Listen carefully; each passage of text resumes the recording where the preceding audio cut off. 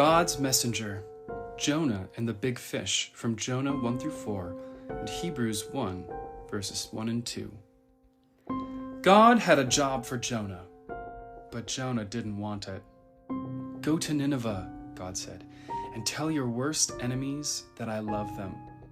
No, said Jonah. Those are bad people doing bad things. Exactly, said God. They have run far away from me, but I can't stop loving them. I will give them a new start. I will forgive them. No, said Jonah. They don't deserve it. I'll run away, Jonah said to himself, far away. So far away that God won't be able to find me. Then I won't have to do what God says.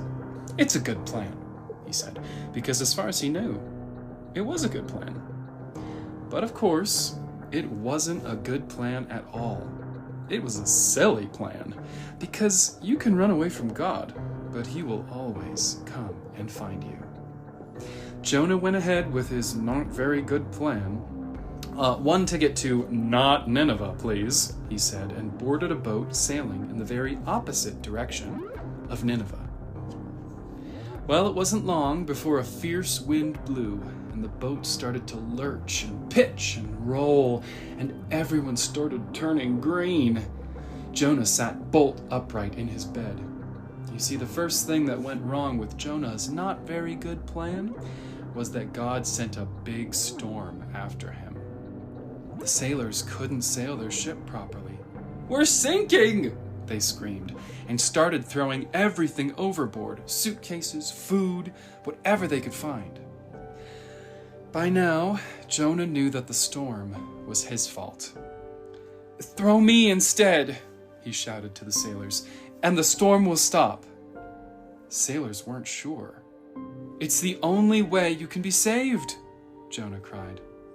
And so, 1, 2, 3, splash! No sooner had Jonah hit the water than the waves grew calm, the wind died down, and the storm stopped. Just then, when Jonah thought it was all over, when he was sure he was going to drown, God sent a big fish to rescue him. The fish swallowed Jonah whole with one big gulp. Jonah must have thought he died. It was so dark in there, like a tomb. But then he smelled the rotting food and felt the slimy seaweed and knew he wasn't dead. He was in the belly of the fish. Sitting there in the darkness for 3 whole days, Jonah had plenty of time to think.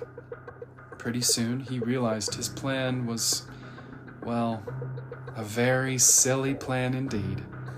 He was sorry for running away. He prayed to God from inside the great fish and asked God to forgive him. After 3 days, the fish spat Jonah safely out onto a sandy beach. Just then, Jonah heard someone calling his name.